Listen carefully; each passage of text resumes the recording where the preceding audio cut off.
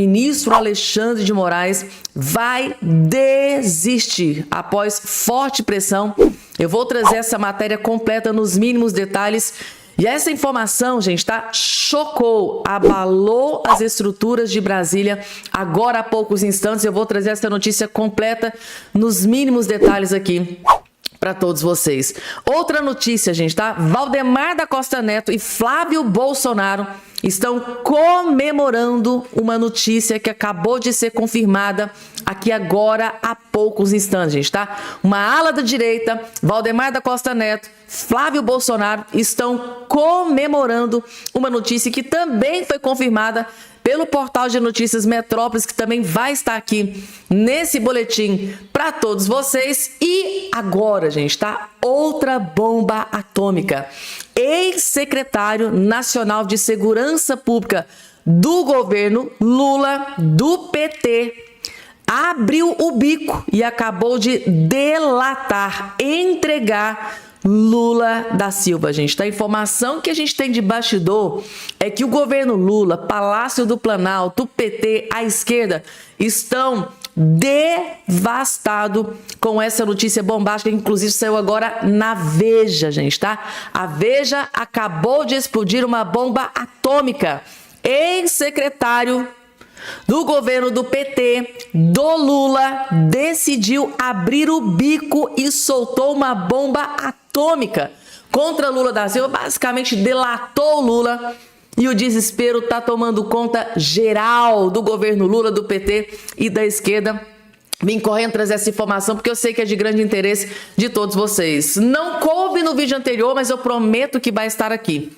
OAB partiu para cima do ministro Alexandre de Moraes. A OAB, Ordem dos Advogados do Brasil, acabou de dar um ultimato contra Alexandre de Moraes e é sobre Flávio Bolsonaro, gente, tá? OAB peitou e confrontou Alexandre de Moraes. É outra informação também que vai estar nesse boletim. Então vocês já perceberam que esse vídeo aqui tá imperdível e impecável. Acho que vocês não vão perder nem um segundo, mas não esqueça de se inscrever aqui embaixo no canal. Se você é novo por aqui, ó, já se inscreve aqui no canal da Fabi, deixa o joinha de vocês, deixa o like, compartilha que dá uma força tremenda. O joinha de vocês é extremamente importante. Só de vocês entrarem no vídeo já deixando o joinha, a própria plataforma entende que o conteúdo é importante, é relevante e distribui para as outras pessoas que também querem ter acesso a essas informações que eu vou trazer na íntegra. Todos os detalhes nesse boletim. Vamos lá, gente? Estão preparados?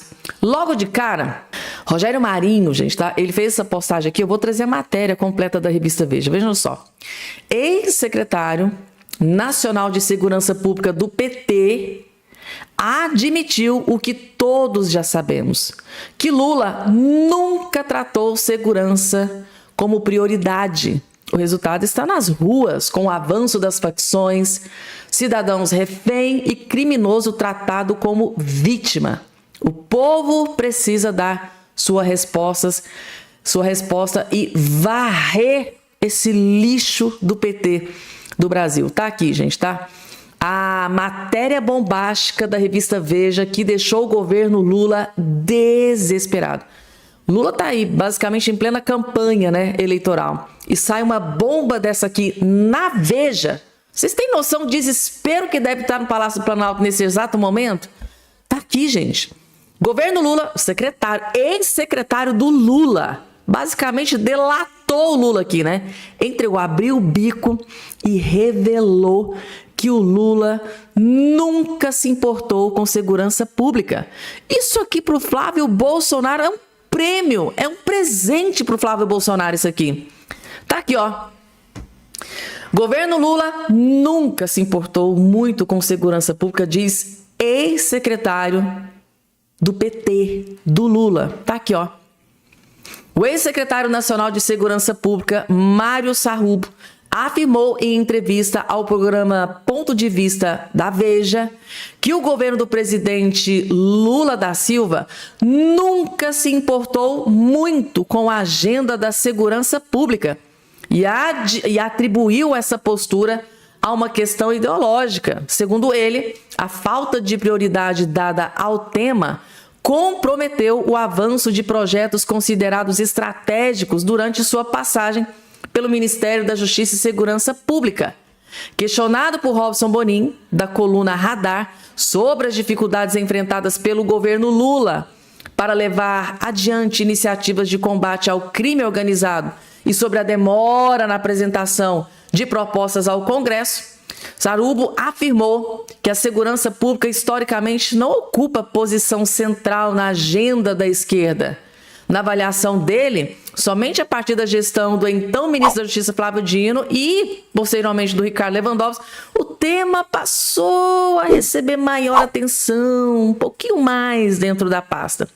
Segundo ele, Flávio Dino iniciou projetos voltados ao enfrentamento do crime organizado, determinou que a Secretaria Nacional de Segurança Pública desenvolvesse iniciativas na área. Ainda assim, afirmou que o governo Lula não tratou a pauta como prioridade e a execução de diversas ações foi comprometida por cortes orçamentários, especialmente em 2025. Projetos ficaram estancados por falta de verbas, disse o ex-secretário do Lula em entrevista à revista Veja. Isso, gente, só vai de encontro àquela última, decisão bombástica do Lula. O Lula acabou de tirar do orçamento do Ministério da Defesa 4,3 bilhões. O Lula tirou 1,3 bilhões do Exército Brasileiro. Vocês acham que o Lula está preocupado com segurança pública? O Lula está preocupado com Lei Rouanet. O Lula ele reserva 15, 16 bilhões para a Lei Rouanet. Quem está precisando, ser protegido? É o povo ou é os artistas? Porque assim, você destinar 15, 16 bilhões para a Lei Rouanet, para artistas, porque os artistas devem estar precisando de dinheiro, gente? Ali, a segurança, Ministério da Defesa, para combater o crime organizado, para o Exército, para proteger as nossas fronteiras, para evitar que drogas e armas entrem para o Brasil. Isso aí não é preocupação do Lula, porque senão o Lula não teria, tirado 4,3 bilhões da defesa e 1,3 do Exército Brasileiro. Então, essa afirmação aqui do ex-secretário do Lula só comprova aquilo que o Lula decidiu aí nos últimos dias, que ele assinou. 4,3 bilhões ele tirou do Ministério da Defesa. Ou seja, depois dessa, vocês acreditam que o Lula tem algum tipo de preocupação em acabar com o crime organizado no Brasil? Em combater o crime organizado? Em defender o povo brasileiro? Coloquem aqui embaixo a opinião sincera de vocês. Vamos lá, gente. E o Valdemar da Costa Neto deu uma declaração que animou muita gente da direita aqui há poucos instantes. Isso favoreceu o Flávio, diz Valdemar sobre decisão de Alexandre de Moraes. Prestem bem atenção nessa manchete que está aqui, gente, tá? Agora, do portal de notícias Metrópolis. Porque o ministro Alexandre de Moraes, segundo o colunista Igor Gadelha, vai desistir. Daqui a pouco eu vou trazer essa bomba para vocês. Mas antes, será que essa decisão do Alexandre de Moraes está ligado a isso aqui que está na sua tela? Decisão de Alexandre de Moraes favoreceu Flávio Bolsonaro na campanha. Tá aqui, gente, ó. No programa do Noblar, análise de bastidor desconstrói a onda de falsas promessas de Valdemar da Costa Neto, presidente do PL. Em nova declaração, o dirigente partidário tentou faturar politicamente em cima da punição jurídica sofrida por Flávio Bolsonaro, alegando, sem qualquer pudor, que o veto de visitas impostos pelo STF favorece o senador Flávio Bolsonaro nas pesquisas. Valdemar ainda foi além e disparou a absurda promessa de que Jair Bolsonaro, hoje condenado e inelegível, estará de volta à sede do PL em janeiro do ano que vem para ajudar a dirigir a legenda. Ou seja, o Valdemar concedeu uma entrevista aqui, deu diversas declarações e deixou lá o colunista, o Noblar, bem irritado. O Valdemar irritou ele. Tá? Ele está aqui na tela, o Noblar.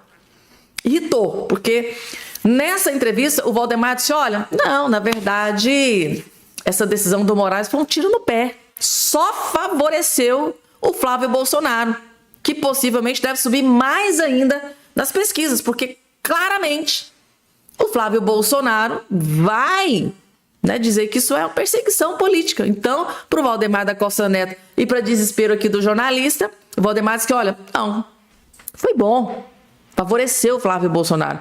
Aí, o Valdemar da Costa Neto, para acabar de espizinhar aqui, o jornalista disse, olha, possivelmente Jair Messias Bolsonaro vai estar trabalhando junto com o Flávio Bolsonaro e dentro do PL.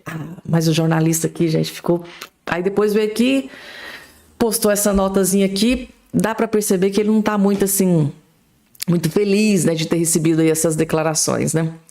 E agora, gente, OAB peitou e confrontou o ministro Moraes. Que será que está acontecendo com a OAB, hein?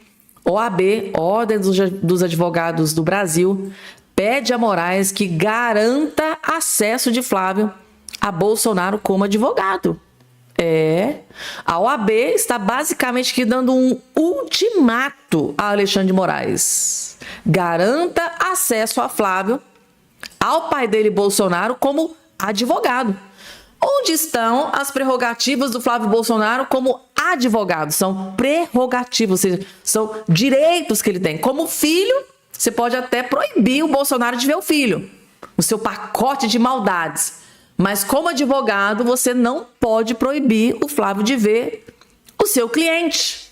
É basicamente isso que a OAB está esfregando na cara do ministro Alexandre de Moraes. O ultimato. Nessa última terça-feira, a Ordem dos Advogados do Brasil pediu ao ministro Alexandre de Moraes do STF que garanta ao senador Flávio Bolsonaro o direito de se comunicar pessoal e reservadamente com seu pai Jair. Então, a própria OAB está dando aqui um ultimato para o ministro Alexandre de Moraes.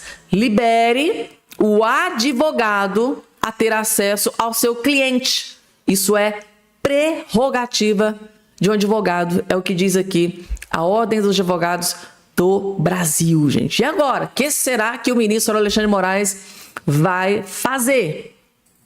Inclusive, gente, antes de trazer aqui a notícia bombástica, tá, de que o Igor Gadelha acabou de explodir aqui, que o ministro Moraes vai desistir. Antes eu preciso trazer aqui, gente, esse vídeo do Dr. Jeffrey Chikine, que está explodindo uma bomba aqui nesse vídeo. Alexandre de Moraes quer me tornar inelegível. Parece que o ministro Alexandre de Moraes está com medo do Dr. Jeffrey Chikine. Alexandre de Moraes com medo do Dr. Jeffrey Chikine, que já confrontou o ministro lá dentro do STF. Ao que tudo indica, esse aqui, gente, tá? É o próximo alvo do ministro Moraes. Agora, o Dr. Jeffrey Chikine vai se intimidar? Parece que não. Ele dobrou a aposta. Vocês vão entender, vejam só. O que acontece? O STF quer me tornar inelegível, isso é óbvio. O Alexandre de Moraes, ele quer me tornar inelegível. Qualquer pessoa que tenha capacidade de enfrentá-lo, de enfrentar essa tirania, essa ditadura da toga, eles querem tirar do caminho. Todo mundo sabe, isso é público e notório, ninguém tem dúvida disso, eu não escondo de ninguém, que uma das minhas missões de vida é arrumar a justiça do Brasil. Uma das minhas metas é o impeachment de ministros que abusam da autoridade, ministros tiranos que desrespeitam as leis, desrespeitam a Constituição e aprisionam o nosso povo. Então eu tenho isso como pauta, como missão de vida, arrumar o STF, arrumar essa justiça e pronto. Eles me selecionaram como inimigo porque eu coloco em risco a continuidade desse trabalho perverso do STF. Então eles querem me tornar inelegível. E se eu sou excluído dos quadros da OAB, eu fico inelegível. A acusação sobre mim é que eu teria extrapolado os limites da defesa, que eu teria me excedido aos limites da defesa. Só nas ditaduras, só na China, na Coreia do Norte, que a defesa tem limite, né? Todo mundo assistiu às defesas que eu fiz do Felipe Martins, do Coronel Azevedo, na tribuna do STF. Eu sou advogado criminalista, sou combativo e não me curvo à tirania, não me curvei aos tiranos e jamais vou me curvar à ditadura. O que eu fiz nesse processo, que eu chamo de a farsa da trama golpista, foi escancarar, mostrar para o Brasil que esse processo é uma farsa.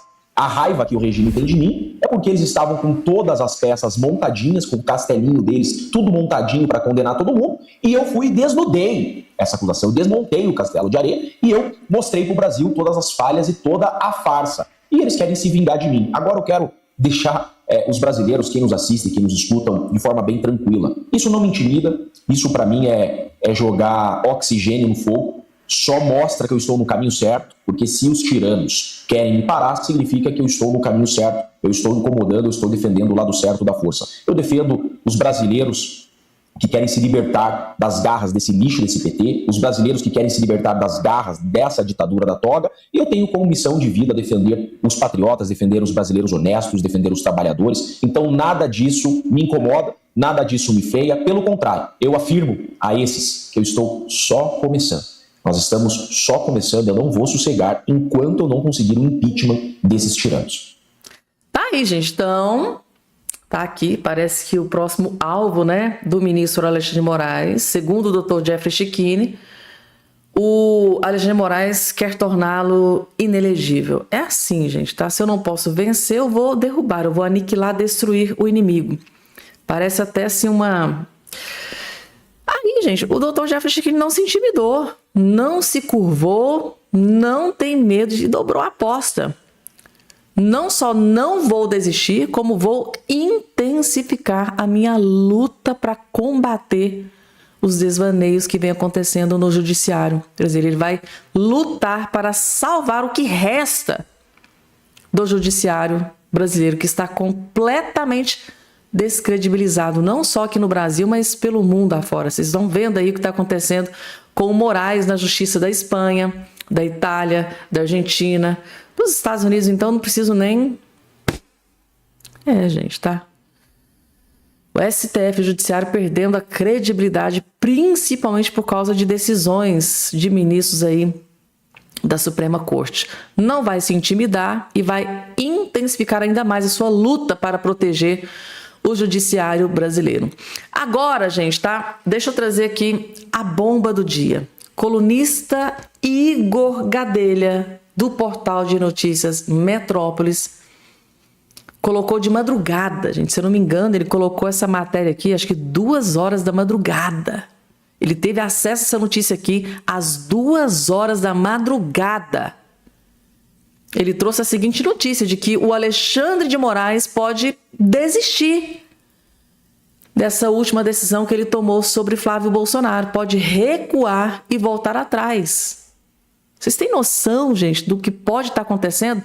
Agora, na entrevista anterior, o Valdemar da Costa Neto, que eu trouxe para vocês, disse que a decisão do Moraes pode beneficiar o Flávio Bolsonaro, né? O próprio Valdemar da Costa Neto disse que a decisão do Alexandre de Moraes em proibir o Flávio de visitar o pai por 90 dias, na verdade, foi um tiro que saiu pela culatra, foi um tiro no pé, que na verdade beneficiou o Flávio Bolsonaro. Aí agora, às 2 horas da manhã, tá? Gente, foi de madrugada isso aqui, o Igor Gadelha publicou isso aqui de madrugada. Vejam só o que ele disse aqui, aliados apostam que Moraes vai rever veto à visita de Flávio ao pai. Segundo Igor Gadelha, aliados, ou seja, pessoas próximas, né, interlocutores, pessoas que ficam ali no entorno do Alexandre de Moraes, eles estão apostando que o Alexandre de Moraes pode recuar, rever e voltar atrás sobre o veto à visita de Flávio ao pai. Ou seja, ele pode desistir e autorizar que o Bolsonaro volte a visitar o pai. Onde será que o Igor Gadelha conseguiu essa informação, gente? Que aliado será esse do Alexandre de Moraes? Tá aqui, ó. Aliados do ministro do STF, Alexandre de Moraes, apostam que ele vai rever a decisão em que proibiu o senador e presidenciável Flávio Bolsonaro de visitar o pai, Jair Bolsonaro, por 90 dias. Parece que ele pode desistir dessa decisão, ou seja, recuar dessa decisão. A proposta tem sido feita, a aposta tem sido feita nos bastidores por ministros do STF e de outros tribunais superiores que mantêm boa relação com Moraes. A leitura é de que ele reagiu com o fígado e perceberá que exagerou. Ou seja, no momento ali de raiva, de ódio, foi lá, tomou a decisão, mas parece que ele pode ter se arrependido dessa decisão. Uma vez que muitos estão dizendo que foi um tiro que saiu pela culatra, né? Que, na verdade, essa decisão beneficiou o Flávio Bolsonaro. Será que pode ser esse o motivo que pode fazer com que o ministro desista dessa decisão de proibir o Flávio de ver o pai por 90 dias? Tá aí, gente, tá? O que vocês acharam aqui dessa notícia publicada às 2 horas da manhã pelo Igor Gadelha? Que situação, hein? Júlia Zanata destruindo, humilhando, desmascarando Janja da Silva sem dó e nem piedade. Ela não teve um pingo de dó da Janja e expôs absolutamente tudo o que eles gostariam de esconder, mas tem a Júlia Zanata, para desespero do Lula e da Janja, para revelar, não só revelar, mas mostrar aqui na tela um escândalo, um escárnio envolvendo Janja da Silva. Assistam com muita atenção. Dona Janja disse que criticar os gastos dela é misoginia. Vamos ver quanto que a Dona Janja já gastou? Olha aqui, a Dona Janja já gastou mais de 117 milhões em viagens diárias, gabinete paralelo, assessores, hotel de luxo e tudo isso sem transparência. Olha aqui, a ausência de transparência consolidada sobre os valores totais em cada viagem dificulta o acompanhamento público.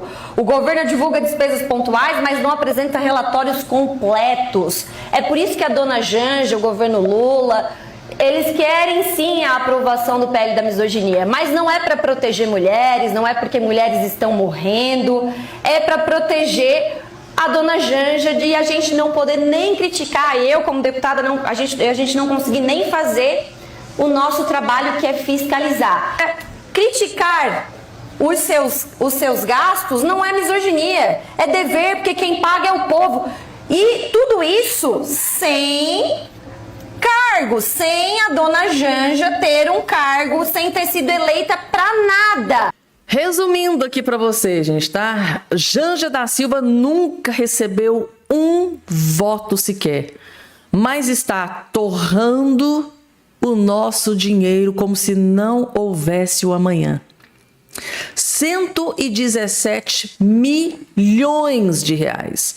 117 milhões de reais é o que a Janja já custou aos cofres públicos, ou seja, dinheiro do povo, 117 milhões que poderia ter sido utilizado para construir presídios, para prender esse bando de criminoso que está aí solto, porque a desculpa esfarrapada é que não tem presídio, não tem cela, não tem presídio, tem que soltar.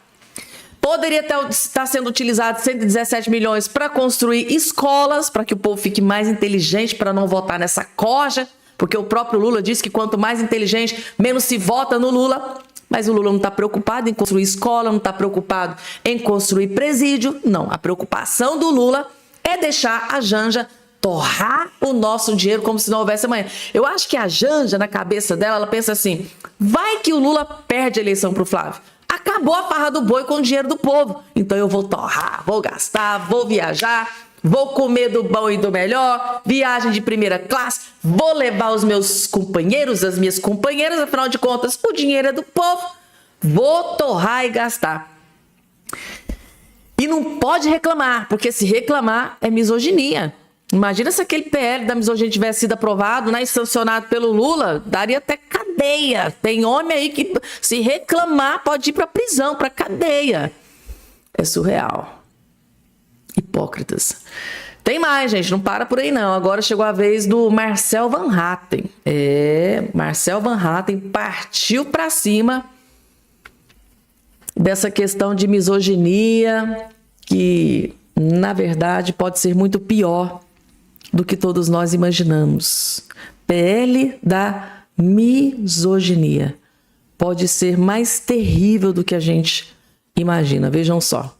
Olha como são hipócritas. Pra misoginia, pra criticar os gastos da Janja, aí prisão. Tem que aprovar rápido. Agora, quando é caso de crime, de estupro, não pode aumentar a pena, não. Só para dar 3 exemplos de como a esquerda age aqui. Estão querendo aprovar esse projeto da misoginia para não poder falar dos gastos da Janja. Está muito claro que estão tentando desviar o foco do real problema no Brasil. Mas quando é para tratar de criminosos mesmos, eles votam aqui contrário ao aumento de penas. 80% foi sugerido para progressão de regime, o mínimo de cumprimento de pena. Como a esquerda votou em caso de crime hediondo? Contra. Para mim tinha que ficar o resto da vida preso quem comete crime hediondo. Como a esquerda, PT, PSOL e companhia votou? Contra. Proposta do nosso deputado Ricardo Salles. Foi aprovado, mas a esquerda votou contra. Agora estamos propondo, senhor presidente, que adolescentes que cometem crime hediondo de estupro de outra adolescente, fique não 3 anos, mas no mínimo 12 anos internado, porque preso não vai, porque são contra o fim da maioridade penal. Então estamos na questão infralegal tentando mudar de 3 para 12 anos a internação para crimes hediondos. O que a esquerda fez? Parou a sessão aqui, não deixou votar o destaque do Novo. Olha como são hipócritas. Para misoginia, para criticar os gastos da Janja, aí prisão. Tem que aprovar rápido. Agora, quando é caso de crime, de estupro, pedofilia, não pode aumentar a pena, não. É um absurdo, uma hipocrisia. Grande hipocrisia, né? A grande preocupação é com os gastos da Janja. Aí tem que ser aprovado perto da misoginia, porque vai dar até cadeia, né? Aprovado e sancionado perto da misoginia, vai dar cadeia. Quem ousa criticar os gastos da Janja? Se ela disser é misoginia, vai lá e acontece o pior com aquela pessoa. Ou seja, as pessoas vão ser caladas. As pessoas vão ser caladas, principalmente os homens, né? Os homens vão ser calados. Não pode criticar, não pode cobrar, não pode, a partir da aprovação do PL da misoginia. É o desespero, né, gente? Desespero tá tomando conta.